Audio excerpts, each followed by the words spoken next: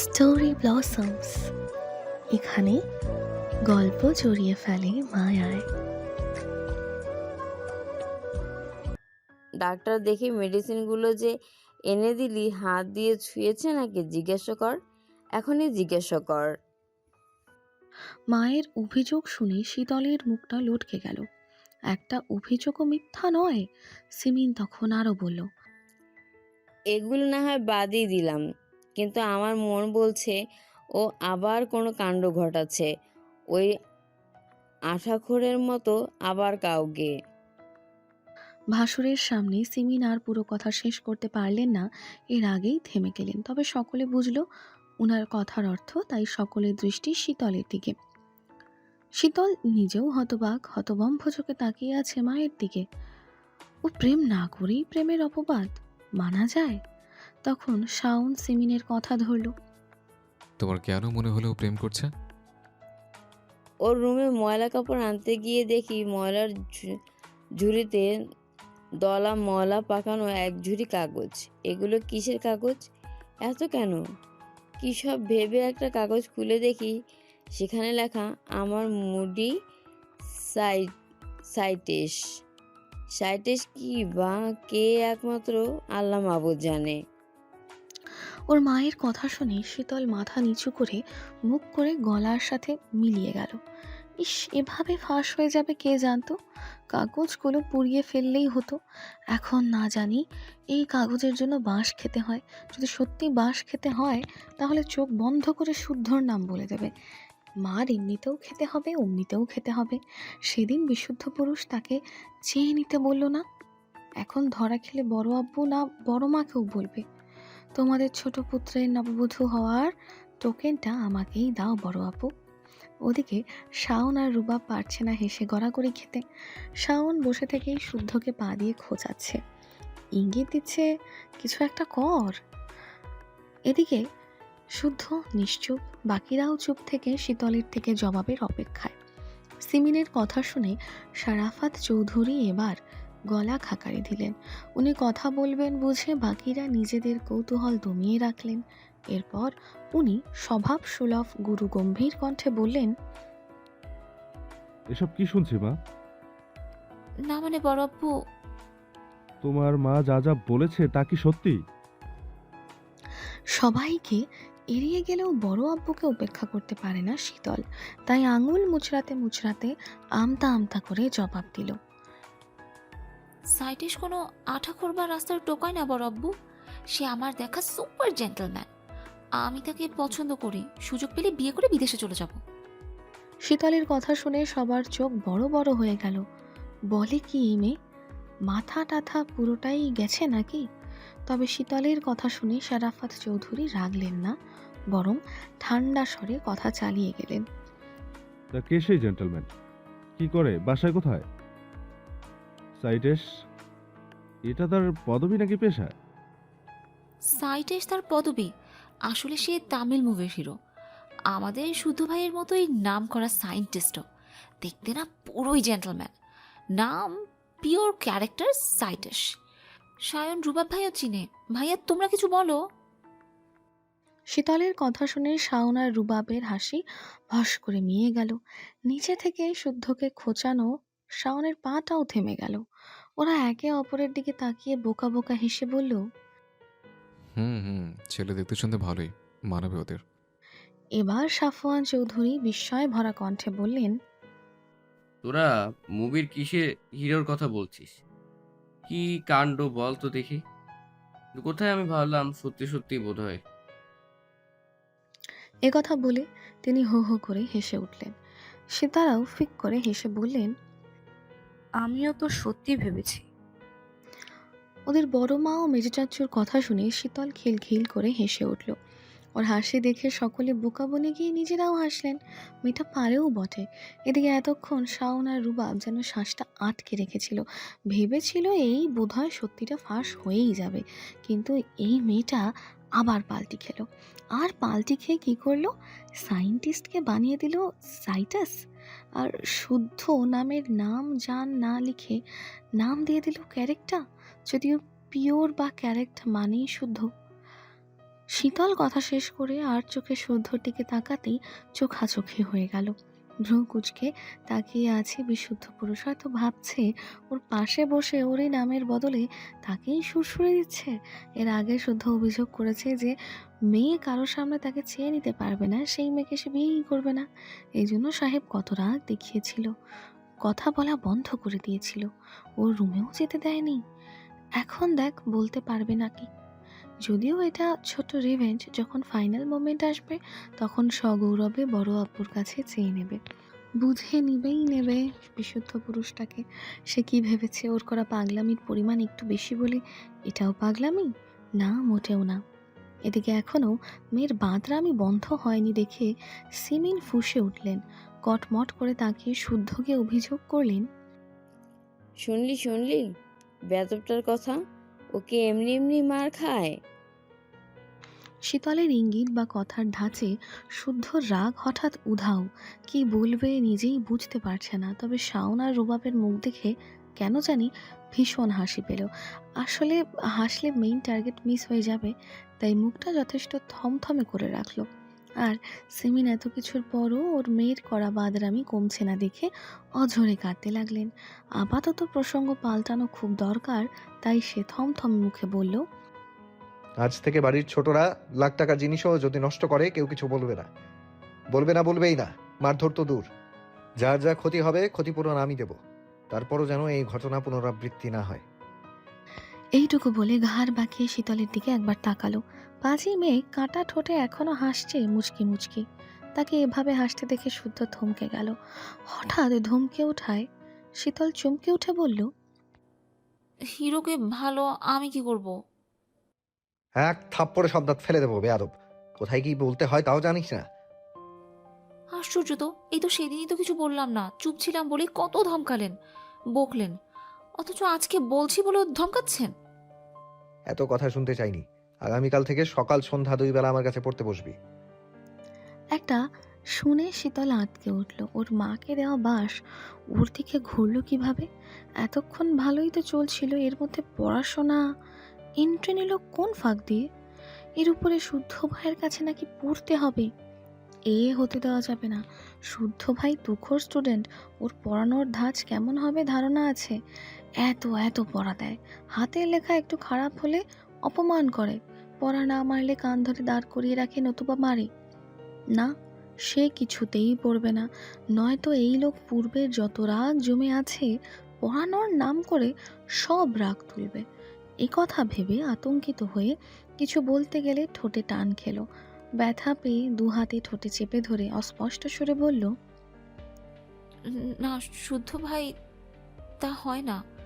তাছাড়া আপনি এত বিজি মানুষ, আপনাকে তো কষ্ট করতে হবে না। আমার ব্যবস্থা না হয় আমি বুঝে নেব। আর হ্যাঁ, আগামীকাল থেকে তোরা 3 বোন একা কোথাও যাবি না। স্বর্ণ শখ কথাটা স্মরণে রাখিস। প্রয়োজনে রুবাব নিয়ে আসবে। আমার কথার নড়চড় হলে একটাকে আমি নিজে শায়েস্তা করব। হঠাৎ এমন কড়া নিষেধাজ্ঞা জারি করার কারণ বুঝল না কেউই। তবে মুখ ফুটে কিছু বলার সাহস করল না। শাওনের সাথে শুদ্ধর চোখাচোখি হলে শাওনের ঠোঁটের কোণে মৃদু হাসির রেখা দেখা দিল। কি সুন্দর করে এক ঢিলে 4 পাখি মেরে দিল। সিমিনকে বাঁশ দিল, শীতলকে একা পড়ানোর ব্যবস্থা করে ফেলল, ভাইদেরকে আছিলা বাঁশ খাওয়ালো এবং এই সুযোগে শখ স্বর্ণের সেফটির কথা ভেবে স্বয়ং রুবাবের ঘাড়ে দায়িত্ব চাপিয়ে দিল। শুদ্ধ যখন নিষেধাজ্ঞা জারি করেছে তখন সবাই বিনা বাক্যে মেনে নেবে, কিন্তু ওর বাঘিনী কি মানবে? সে দিনের বেলা সেফটি নিয়ে চললেও রাতের বেলা মানবে না। এটা তো আর এক জাতের ঘাটতেরা। অতঃপর এসব কথা বাদ দিয়ে সবাই হই হই করে ইফতার করলো। ভাই বোনদের পছন্দের আলুর চপ নিয়ে গাড়াগাড়ি হলো, হাসাহাসি হলো। গল্পে গল্পে একটু আগের সব রাগ বাগ মিটে গেল। পরের দিন সকাল থেকে সত্যি সত্যিই শুদ্ধর কাছে পড়তে আসতে হলো। ভেবেছিল কোনো বাহানা দেখিয়ে ব্যাপারটা ঘেঁটে দেবে, কিন্তু না, স্বয়ং ওর জননী ঘুম থেকে টেনে তুলে তাকে পড়তে পাঠিয়েছে। সঙ্গে শুদ্ধর হাতে মোটা একটা চেলাকাঠ তুলে দিয়ে বলে গেছে, মাংস তোর হাড্ডি আমার, কখন কি পড়ালি দেখতে আসবো না আমি, শুধু রেজাল্ট দেখবো। কথা বলে উনি বিদায় নিতেই শুদ্ধ তাকে চেলাকার দেখিয়ে বলেছে, এটাকে সালাম। আজ থেকে এটাই তো শিক্ষাগুরু। এর যা দাপট সেটা তো সেনাবাহিনী বাপেরও নেই। এবার বই বের কর। মুখ লটকে শীতল বই বের করলে শুদ্ধ তাকে পড়িয়েছে, বারবার একটা পড়া বুঝিয়েছে। শীতল বলেছে বুঝেছে, কিন্তু সেটা যখন তাকে করতে দিয়েছে তখনই বেঁধেছে ঝামেলা, ফলে কপালে জুটল ছেলাকাঠের বাড়ি। এভাবেই রোজ শুদ্ধর কাছে না চাইতেও পড়তে বসতে হলো শীতলের। কখনো পেট ব্যথা, মাথা ব্যথা, চোখ ব্যথা বলে কত কি অজুহাত সৃষ্টি করলেও ছাড় পায়নি। এভাবেই দিন দিন শীতলের পড়ার চাপ বাড়ল। নিত্যদিনের সাথী হলো ওর মার ধমক। তবে শুদ্ধ যখন তাকে কিছু বুঝাতে একমনে কিছু লিখত, তখন সে ড্যাব ড্যাব করে তাকিয়ে থাকতো। একবার দেখতো শুদ্ধর হাতের লেখা, আর একবার দেখতো সুন্দর মানুষটাকে। মনে মনে কত কি বলতো, মুখ টেপে হাসতো। শুদ্ধও কিছু বুঝতো, তবে কিছু বলতো না। কি বলবে? শীতলকে ওরকে কাছাকাছি রাখার জন্যই তো পড়ার কথা বলেছিল, না তো রিসার্চের কাজ ছেড়ে পড়ানোর সময় কোথায় ওর।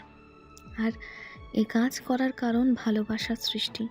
একমাত্র ওষুধ ভালোবাসার মানুষটার খুব কাছাকাছি থাকা, একা সময় কাটানো, পড়ানোর ফাঁকে একটু গল্প মারলে, গাল ফুলিয়ে থাকলে একটু প্রশ্রয় দেওয়া, পড়ানোর ফাঁকে ফাঁকে দু চোখ ভরে দেখা, মন ভরে শরীরের সুবাস টেনে নেওয়া, কলম নেওয়ার ছুতোয় ছুঁয়ে দেওয়া, মাঝে মাঝে ওর খিলখিল করা হাসি দেখে বুকের তোলপাড় ঝড়টা বহু কষ্টে দমানো, এগুলোই ভালো লাগার এক একটি অংশ। আর এর থেকেই একটু একটু করে সৃষ্টি ভালোবাসার। দেখতে দেখতে রোজা প্রায়ই শেষের পথে। সকলের কেনাকাটা এখনও বাকি। শুদ্ধর জরুরি কিছু কাজ থাকায় রুবাব, শারাফাত ও সাফওয়ান চৌধুরী মিলে একদিন ইফতারের পর বাকিদের নিয়ে শপিংয়ে গেলেন। সবাই সবার জন্য মিলে ঝুলে মাঝরাত অব্দি কেনাকাটা করলো। পরদিন বাড়ির মেয়েরা টেলার্সের ড্রেস বানাতে দিয়ে এলো। সপ্তাহে খানিক পরেই সিমিন টুকটাক কেনাকাটা করতে গিয়ে মেয়েদেরকেও ড্রেস নিয়ে এলেন। যার যার ড্রেস তাকে বুঝিয়ে দিলেন। শীতল পরে দেখবে ভেবেছিল। সারাদিন রোজা রেখে ইফতার সেরে রুমে এসে শুতেই চোখ গেল শপিং ব্যাগটার দিকে। দ্রুত উঠে আনন্দে ঝুমঝুম করে ঈদের ড্রেসটা হাতে নিয়ে উল্টে পাল্টে দেখতেই মনটা খারাপ হয়ে গেল। ড্রেস মন মতো না হওয়ায় কান্না পেল এবং রুমে বসে সে কাঁদতে থাকলো।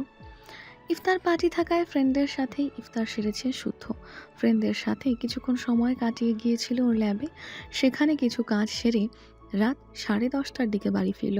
বাড়ির মেয়েরা তখন কিছু একটা নিয়ে খুব হাসাহাসি করছিল। ক্লান্ত বিধায় সেদিকে না গিয়ে সোজা রুমে চলে গেছে।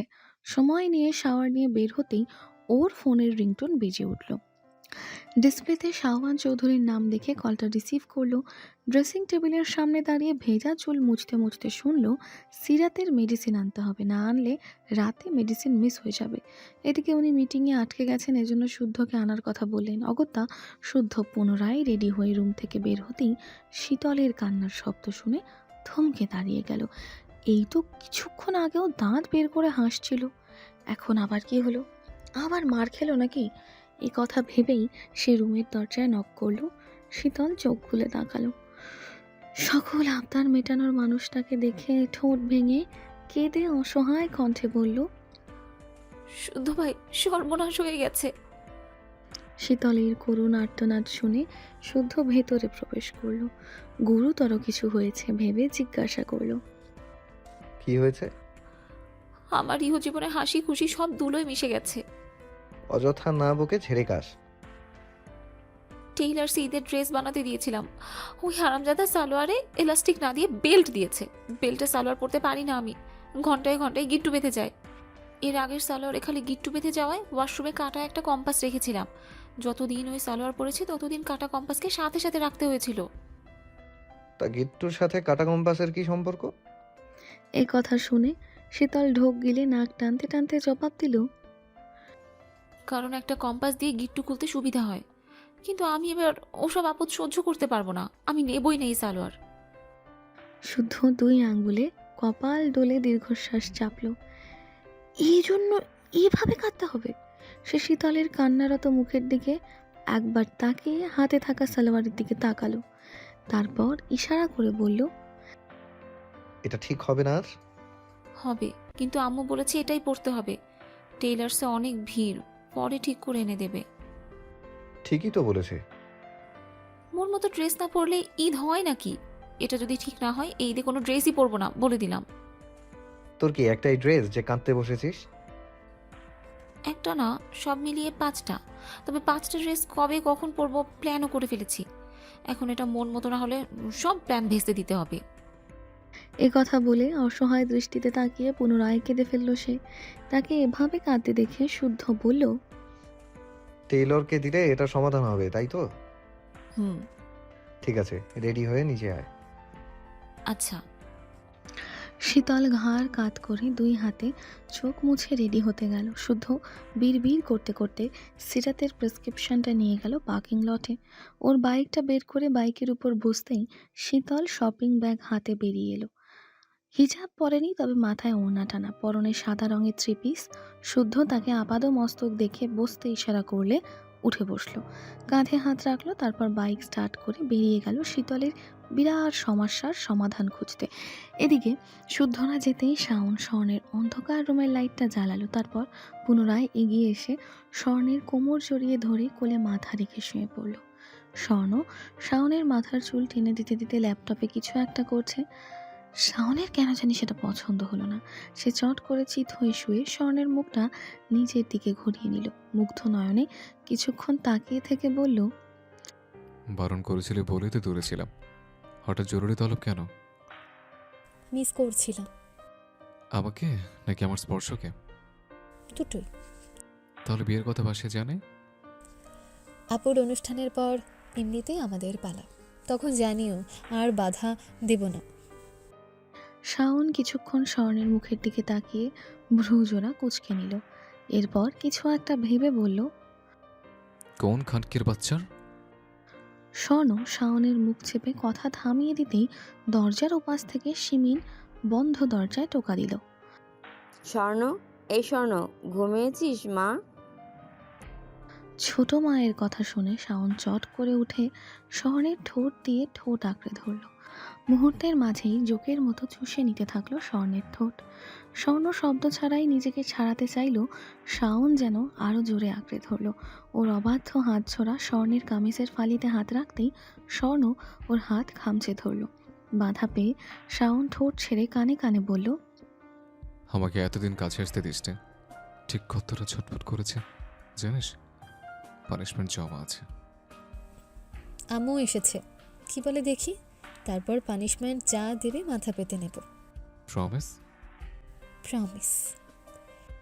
এ কথা শুনে শাওন স্বর্ণের অন্ধকার ব্যালকনিতে চলে গেল। ঠোঁটে ওর ফিচেল হাসি। এদিকে স্বর্ণ ওড়নায় মুখ মুছে খোলা চুল বাঁধতে বাঁধতে দরজা খুলল, বলল, ওয়াশরুমে ছিলাম তাই দেরি হলো।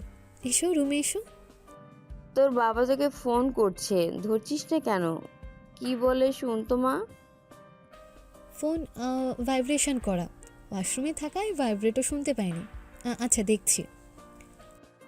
এ কথা বলে শাহাদাত চৌধুরী কল দিতেই ডিসপ্লেতে ভেসে উঠল ওর বাবার মুখ। সে সালাম দিল, বিনয়ীভাবে কুশল বিনিময় করলো। সে বরাবরই কম কথা বলে, বিধায় কি বলবে খুঁজে পেল না। তখন শাহাদাত চৌধুরী একটা বিয়ের প্রস্তাবের ব্যাপারে জানালেন। একটা ছেলেকে দেখালেন। ছেলেটা ভলিবল খেলছে, সেনাবাহিনী বিধায় শারীরিক গঠন ফিটফাট। ছেলের নাম মুস্তাকিম, চমৎকার একটা ছেলে। ডিপার্টমেন্টে সাহসী কাজের কথা মুখে মুখে আলোচিত। ওর বাবা মেজর আনিসুল হক, তিনি স্বর্ণ আর মুস্তাকিমের বিয়ের প্রস্তাব রেখেছেন। মুস্তাকিমকে ওনার ভীষণ পছন্দ। এখন স্বর্ণ পজিটিভ ইঙ্গিত দেয়, তাহলেই কথা এগোবেন। স্বর্ণ ওর বাবার কথা শুনে একবার তাকালো ব্যালকনির দিকে। এইসব শুনে ওই পাগলটা বেরিয়ে না আসে। মেয়েকে চুপ থাকতে দেখে শাহাদাত চৌধুরী বললেন, নিজের পছন্দ থাকলে জানাতে পারো মা, আমি তোমার পছন্দকেও সমান গুরুত্ব দেব। এবার বলো দেখি, আছে নাকি কেউ? স্বর্ণ ওর বাবার মুখের দিকে একবার তাকালো, তারপর সরাসরি বলল, আছে, তবে আমার একটু সময় প্রয়োজন বাবা। কিছু জানাতে হলে সবার আগে আমি তোমাকেই জানাবো। প্রমিস। শাহাদাত চৌধুরী নীরবে শুধু হাসলেন, মৃদু মাথা নাড়িয়ে সম্মতি প্রকাশ করলেন। মুস্তাকিমকে ভীষণ পছন্দ বিধায় হাতছাড়া করতেও নারাজ উনি, তাই বললেন। তাহলে শীতল? শীতলের নামটা উঠতেই বুদ্ধিমান স্বর্ণ উনাকে বলল।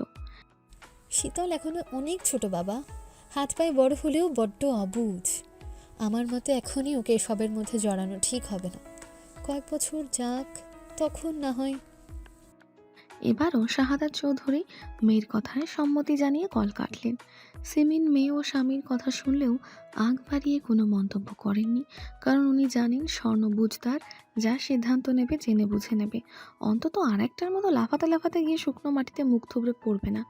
তারপর উনি নিচে যেতেই স্বর্ণ দ্রুত দরজা আটকে ঘুরে দাঁড়াতেই শাওন তাকে দেওয়ালের সাথে চেপে ধরে হিসিয়ে বলল। ছেলেটা কেমন? করবি বিয়ে? স্বর্ণ শাওনের হাতটা গলা থেকে সরিয়ে নিজেই রাগান্বিত শাওনের গলা জড়িয়ে ধরল। তারপর মুচকি হেসে বলল। আমার শাহরিয়ার সায়ন কি কম যে অন্য কি বিয়ের কথা ভাবতে হবে আমার? এ কথা শাওনের কানে পৌঁছাতেই রাগ গলে জল হয়ে গেল। স্বর্ণকে ঠেলে দেওয়ালে ঠেকিয়ে গ্রীবায় নাক ঘষতে ঘষতে বলল। শখের অনুষ্ঠান হওয়ার 1 সপ্তাহের মধ্যে তোকে আমার ঘরে তুলব। জান, বিশ্বাস কর, সত্যি অধৈর্য হয়ে গেছে। আজকাল কষ্ট হয় নিজেকে সামনে নিতে। তোকে দেখলে অবাধ্য মন বলে তোর মাঝে ডুব দিতে। স্বর্ণ হাসল, তারপর শাওনের কপালের চুল সরিয়ে আচমকা চুমু এঁকে বসালো। এদিকে শাওন হতভম্ব, সে বিস্ময় নিয়ে তাকিয়ে আছে। এই প্রথম স্বর্ণ নিজে থেকে তাকে চুমু দিল, তাও কপালে। কিন্তু এই মেয়েটা কি জানে ওর কপালে দেওয়া ছোট্ট একটি চুমু ওর হৃৎপিণ্ডে পৌঁছে গেছে। কাছে না আসায় অভিমানে পূর্ণ উত্তপ্ত বুকটা একেবারে হিম শীতল হয়ে গেছে। চাঁদনি রাত, পুরো 1 মাস সিয়াম সাধনার পর আগামীকাল ঈদ উদযাপিত হবে সারা দেশে। দেখতে দেখতে চোখের পলকে যেন কেটে গেল দিনগুলো। প্রতি বছর শারাফাত চৌধুরী সম্পদের হিসাব অনুযায়ী মোটা অঙ্কের অর্থ জাকাত দেন, জামা কাপড় বিতরণ করেন, বস্তির অসহায় মানুষদের সাহায্য করেন, মসজিদে মসজিদে ইফতার করান, মসজিদ কিংবা মেরামতের কাজে টাকা দান করেন। এতিম দুস্থ বাচ্চাদের ঈদ রঙিন করতে নানান ব্যবস্থা করে থাকেন। এবছরে বিপদ যেন পিছুই ওনাদের ছাড়ছে না।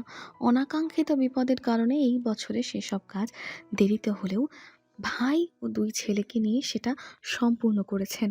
ওনার একটা বিশেষ গুণ, উনি দানের কথা কখনোই কাউকে বলেন না। কত দান করলেন, কাকে দিলেন, কেন দিলেন, কিভাবে দিলেন, যা দেন সব নিজের মাঝে রাখেন। শরাফাত, সাফওয়ান, শাহাদাত, শাওন, শুদ্ধ, রুবাব, এদের সবার আয়ের কিছু অংশ একত্রে বিরাট অ্যামাউন্ট আসে, তখন 2 হাত ভরে দান করা যায়। যদিও ছেলেদেরকে কখনো দিতে বলেনি, ওরাই নিচে থেকে দেয়। চৌধুরী বাড়ির সেফটির কথা স্মরণে রেখেই জামা কাপড় বিতরণের আয়োজন বাড়ির বাইরে করেন। মজার ব্যাপার হলো, ঈদ সম্মুখে এলে বস্তি এলাকায় ট্রাক ভর্তি সামগ্রী নিয়ে যাওয়া হয়। ঈদের বাজার ও জামা কাপড় তুলে দেওয়া হয় গরিব মানুষদের মাঝে। দিনভর সেগুলো বিতরণ করা হয়। ওরা জানে না কে দেয়। যারা হাতে তুলে দেয় তাদের জিজ্ঞাসা করলেও জবাব মিলে না, বলে না। জোর করলে বলেন যারা দেয় ওরা দোয়া কুড়াতে দেয়। আপনারা মন থেকে দোয়া করুন, নরম মনের সরল মানুষটা সেটাই করে। আর প্রতি বছর এভাবে আড়ালে থেকেই সাহায্য করে আসছেন চৌধুরী বাড়ির পুরুষরা, যাদের মাঝে শো অফ করার লেশ মাত্র নেই।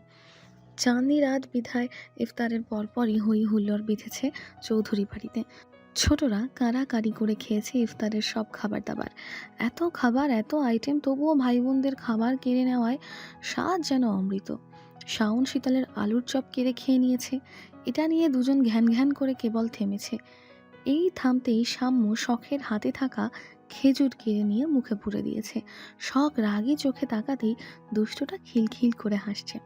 শখ ওরা কেউই ভয় পায় না, কারণ ওদের মিষ্টি শখাবু কখনোই কাউকে বকে না, বরং মিষ্টি করে কথা বলে আদুরে সুরে।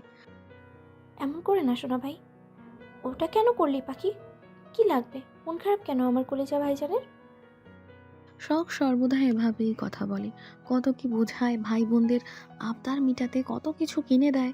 তাই বোনদের মধ্যে শখ আপু বেস্ট, আর বোনদের মধ্যে সবচেয়ে খারাপ শীতল, কারণ সে সব কিছুতে আগে ভাগে ভাগ বসায়। ইফতার সেরে সব ভাই বোনরা ছাদে উঠে দেখেছে চাঁদ। হই হই করে চাঁদ দেখে মাদুর পেতে বসেছে। শাওন, শুদ্ধ, রুবাব, শখ, স্বর্ণ, শীতল, সাম্য, সৃজন সব কটাই উপস্থিত এখানে। গল্প হচ্ছে, হাসাহাসি হচ্ছে, খুনসুটি মারধর হচ্ছে। রুবাব কখনো এটা ওটা বলে শীতলকে রাগাচ্ছে, কখনো সাম্য সৃজনের পেছনে লেগেছে। শাওনও তাদের সাথে মেতে আছে, আর শুদ্ধ রেলিংয়ে হেলান দিয়ে পকেটে দুহাত গুজে তীক্ষ্ণ দৃষ্টিতে তাকিয়ে আছে পাশের ছাদে। সেখানে কয়েকজন ছেলে আড্ডা দিচ্ছে, বারবার এদিকে তাকাচ্ছে। সে ব্যাপারটা খেয়াল করে এবার ফোনটা বের করে কাউকে ফোন করলো। শুদ্ধ বলছি। অসময়ে পাশে বাসার শুদ্ধ ভাইয়ের কল পেয়ে সৌরভ অবাকই হলো। সে সালাম দিয়ে কুশল বিনিময় করলো। শুদ্ধ পুরুষালী গুরুগম্ভীর কণ্ঠে সালামের জবাব দিয়ে বলল, তোদের ছাদে কজন ছেলেকে দেখছি, 2 মিনিটের মধ্যে নিচে নামতে বল। না, তবে না নামলে কিছু হবে। শুদ্ধ কল কাটতেই ছেলেগুলোর মধ্যে একজনের কাছে কল এলো। ওরা এদিকে একবার তাকিয়ে শুদ্ধকে সালাম দিয়ে নিচে নেমে গেল। এদিকে এত কিছু ঘটলো, বাকিদের কারোর খেয়ালই নেই। ওরা নিজেদের গাল গল্পে ব্যস্ত। শুদ্ধ সেখানে দাঁড়িয়ে দেখছে চৌধুরী বাড়ির চাঁদের হাট। আনন্দে ঝুমঝুম করা প্রতিটা প্রাণ চৌধুরী বাড়ির হাট। ওরা নিজ নিজ জায়গায় দাঁড়িয়ে আলো ছড়ায়, সুখ বিলায়। এজন্য চৌধুরী বাড়িতে এত সুখ, এত আনন্দ। সবার মাঝে হঠাৎ ওর চোখ গেল সাম্য সৃজনের হাসি মাখা মুখের দিকে। মাত্র কয়েকটা দিন হয়েছে ব্যান্ডেজ খোলা হয়েছে। বাচ্চা দুটো যেন নতুন করে বেঁচে উঠেছে। আবারও ওদের মধ্যে ফিরে এসেছে চঞ্চলতা। যদিও আগের তুলনায় খানিকটা সুস্থও বটে, তবে ওষুধ চলবে আরও কিছুদিন। ওদিকে কথায় কথায় ভাই বোনদের মধ্যে সাম্যের ছোটবেলার একটা ঘটনা মনে করলো সায়ন। হাসতে হাসতে ঘটনাখানা মুখেও বলল, সেটা স্মরণ করে একযোগে হেসে উঠল সবাই। হাসতে হাসতেই গড়াগড়ি খাওয়ার মতো অবস্থা ওদের। কথাও বলতে পারছে না কেউ হাসির চোটে। রুবাব মনে করতে পারছে না, কারণ রুবাব ছিল না। তাই সায়নও ঘটনাখানা বলতে লাগলো। একদিন সাম্য সৃজন 2 ভাই খেলনা নিয়ে মারামারি লাগিয়েছে। দুজন দুজনকে খামচি মেরে রক্তারক্তি অবস্থা। ওদের খামচা খামচি দেখে চুপ করে পেছন থেকে সিরাত এসে দুটোকেই আরেক ঘা বসিয়েছে। ওদের মায়ের মার খেয়ে একসাথে চিৎকার করে কাঁদছিল ওরা। শুদ্ধকে ভাই বোনরা ছোট থেকে একটু বেশিই ভয় পায়, আবদার করে, তবে লিমিট রেখে। সেদিন ঢাকা থেকে শুদ্ধও ফিরেছে, ঘন্টাখানিক হয়েছে মাত্র। ফ্রেশ হয়ে বাইরে যাওয়ার জন্য বের হতেই দেখে 2 বানর গলা ফাটিয়ে কাঁদছে। ওদের চোখ মুখ খামচানো, রক্ত বের হচ্ছে একটু একটু। তাকে দেখেই দুটোরই হঠাৎ কান্না বন্ধ হয়ে গেল, তবে ফোপানো বন্ধ হলো না। ওদের কান্নারত মুখ দেখে শুদ্ধ ভ্রু কুঁচকে জিজ্ঞাসা করেছিল, কি হয়েছে? চোখ মুখের এই অবস্থা কেন তোদের? ওরা কিছু বলার আগে সিরাত পুরো ঘটনা ওকে জানায়। ওরা 2 ভাই নিজেদের এই অবস্থা করেছে দেখে দুটোকে কান ধরতে বলে। ওরা ধরে। ড্রয়িং রুম তখন ফাঁকা। সিরাত তখন বকতে বকতে যান অ্যান্টিসেপটিক আনতে। তখন শুদ্ধ বলে, বাইরের কাউকে পাসনি? ভাইয়ে ভাইয়ে মারামারি করছিস কেন? এবার থেকে মারামারি করতে ইচ্ছে করলে বাইরে থেকে কাউকে মেরে আসবি। মারার পর আরো 2 ঘা বসিয়ে শাসিয়ে আসবি, যাতে বাড়িতে বিচার নিয়ে না আসে। বোঝা গেল? তবুও আমি যেন না দেখি নিজেরা নিজেরা মারামারি করছিস, মনে থাকবে? দুজনেই কান ধরে ঘাড় কাত করে সম্মতি জানালো। তখন শুদ্ধ বলল, আজকের পর থেকে যদি শুনি নিজেরা নিজেরা মারামারি করছিস, দুজনকে উল্টো করে ঝুলিয়ে মারবো। কিন্তু এখন ভুল যখন করেই ফেলেছিস, তখন পানিশমেন্টও ফরজ হয়ে গেছে। এ কথা বলে সে সৃজনকে বলল ওর বাবা মায়ের সম্পর্কে কিছু বলতে। সৃজন বলল, আমি আমার বাবা আমাকে খুব ভালোবাসে। তারা আমাকে উম, খুব ভালোবাসে। এক বাক্যে কতবার করলি? স্মার্ট ছেলেরা এইভাবে কথা বলে? স্পষ্টভাবে কনফিডেন্টলি আবার বল। এবার যতবার বলবি ততটা মার খাবি। মারের ভয়ে এবার ছাড়া সৃজন ওর টাস্ক পূরণ করলো। এবার এলো সাম্যের পালা। শুদ্ধ তাকে বলল নিজের সম্পর্কে বলতে। সাম্য বলতে শুরু করলো, আমি সোহানুর চৌধুরী সাম্য। আমি একজন মানুষ। আমার 2টা চোখ, 2টা গাল, একটি মুখ, একটি নাক ও একটা স্বাস্থ্যবান বাম আছে। বাম আমাদেরকে বসতে সাহায্য করে। প্রাণীদের বাস মানুষের মতো নয়, তাই তারা মানুষের মতো করে। সাম্যের কথা শুনে শুদ্ধ ফোন থেকে চোখ সরিয়ে বলল, গর্ধপ একটা। তোর ইয়ে আছে সেটা গর্ব করে বলতে হবে। তুমি তো বললে নিজের সম্পর্কে বলতে, তাই আমার যা আছে তাই নিয়ে বললাম। এটাই ছিল সেই ঘটনা। মনে করে এখন হাসাহাসি। ওদের আড্ডার মাঝে সাফওয়ান চৌধুরীর একটা ছেলেকে নিয়ে ছাদে এলেন। ছেলেটার বয়স 17 কি 18, হাতে ডাবের কাঁদি, অন্য হাতে ধারালো বটি। উনি ছেলেটাকে ইশারা করতেই ছেলেটা ডাব কেটে সব বাচ্চাদের হাতে ধরিয়ে দিলেন। রোজা থেকে ডাবের পানি শরীরে এনার্জি আনে, এই জন্য মোড়ের দিকে গিয়ে ডাব বিক্রি করতে দেখে সবার জন্য এনেছেন। এসব করতে করতে বেজে গেছে রাত 8:30। হঠাৎ শীতল চেঁচিয়ে উঠে স্বর্ণকে বলল, মেহেদি দিব কখন আপু? আয় হায়, আমার তো মেহেদির কথা মনেই ছিল না। চলো চলো, দ্রুত চলো। এ কথা বলে শখ আর স্বর্ণকে টানতে টানতে নিচে নিয়ে গেল। ওদেরকে দেখে সাম্য সৃজনা সুরসুর করে চলে গেল। ছাদে ছিল তখন 3 ভাই। ওরাও এবার নিচে নেমে এলো। আজমের কল পেয়ে শাওন গেল পার্টি অফিসে। ফিরবে কিনা বলা যাচ্ছে না, তবে স্বর্ণকে ইশারায় বলে গেছে হাত ভর্তি মেহেন্দি পড়তে। বাড়ি ফিরে যেন স্বর্ণের মেহেন্দি রাঙা 2 হাত দেখতে পায়। স্বর্ণ জবাবে কিছু না বলে ওর চোখ জোড়া হেসে উঠেছে।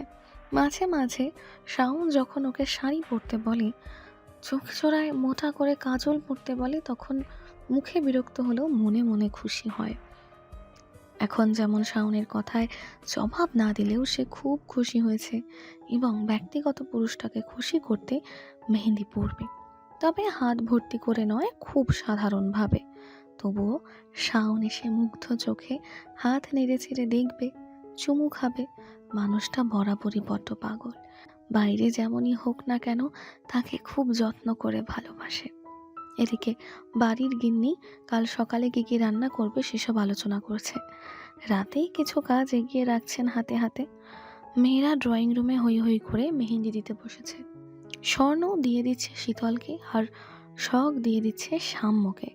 সৃজন আপাতত গাল ফুলিয়ে বসে টিভি দেখছে। মেয়েদের মেহেন্দি দেওয়া কখন শেষ হবে জানে না, 10:30 তো বেজেই গেছে। তাই সিতারা বাকিদের টেবিলে খাবার দিয়ে বড় থালায় ভাত এনে সব কটাকে খাওয়াতে বসলেন। আর একটু রাত বাড়লেই না হয় খাওয়ার বায়না জুড়ে সব কটা বাচ্চা শুরু করবে। খাওয়ার ইচ্ছে না থাকলেও সিতারার জোড়াজুড়িতে শুদ্ধ আর রুবাব অল্প করে খেলো। তারপর হাঁটাহাঁটি করে কথা বলে বাগান পেরিয়েই বাইরে গেল। হাঁটতে হাঁটতে মোড় পার করে কিছু দূর যেতেই রুবাব একটা দোকান থেকে সিগারেট আর লাইটার কিনে আনলো। একটা তার ঠোঁটে গুজে আর একটা শুদ্ধর দিকে এগিয়ে দিল।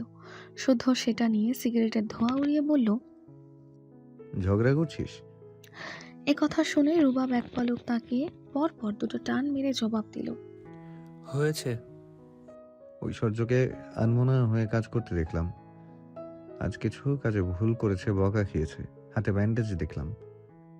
কি হয়েছে হাতে? রান্না করতে গিয়ে নাকি হাত পুড়িয়েছে। এখন একটা গালি দেই গালি। দেশে বড় পর থেকে একবারও দেখা করেনি। বিয়ের কথা বললেই ওর নাকি চাঁদি গরম হয়ে যায়। শালা শ্বশুরটাও মরে না, আমার পথও ক্লিয়ার হয় না। তোকে না মেনে মরবে কেন? সেটাই, ওরা বাবা মায়ে পয়দা হয়েছে আমার জীবন চালানোর জন্য, নয়তো এমন খাপে খাপ হারামজাদা বাপের হারামজাদি কন্যা কি করে হয়? শুদ্ধ ভাই রে, শোন না, তোর হাত কি বেশি পুড়েছে? ডাক্তার দেখিয়েছে? কি বলেছে ডাক্তার? ঐশ্বর্যের হাত পোড়ার কথা শুনে রুবাবের উতলা ভাব দেখে শুধু মুচকি হাসলো শুদ্ধ। এই পাগল দুটো দুজন দুজনকে এত ভালোবাসে, অথচ ভাবখানা এমন করে যেন কেউ কাউকে চেনে না, কখনো কথা হয়নি। কারণ বাংলা সিনেমার মতো তাদের এক হওয়ার মাঝে দাঁড়িয়ে আছে ঐশ্বর্যের বাবা রাশিয়ান সায়েন্টিস্ট মিখাইল ইগর, ঐশ্বর্যের মা রেজিনা মাহাতিমের দ্বিতীয় স্বামী। ওর মায়ের ভুল মানুষকে সঙ্গী করার মাসুল দিচ্ছে ঐশ্বর্য। ওই বেচারি পড়ে গেছে অথৈ সাগরে। রেজিনা যদি ইগরের প্রেমে জালে গা না ভাসাতেন তাহলে ঐশ্বর্যকেও স্বাভাবিক লাইফ লিড করতে পারত, কিন্তু সেটা হয়নি। কারণ ঐশ্বর্যের সৎ বাবা মিখাইল ইগার ঐশ্বর্যকে সব সময় হাতের পুতুলের মতো নাচিয়ে যাচ্ছে। উনি সায়েন্টিস্ট হয়েও ওনার আবিষ্কার ভুল পথে ব্যবহার করেন। এমনকি ঐশ্বর্যকে শুদ্ধর সঙ্গে কাজ করতে পাঠানো ছিল মিখাইলের একটি বড় প্ল্যানের অংশ, যেটা ঐশ্বর্য আগেই শুদ্ধকে জানিয়ে দিয়ে ওর সাথে দেশে ফিরে এসেছে।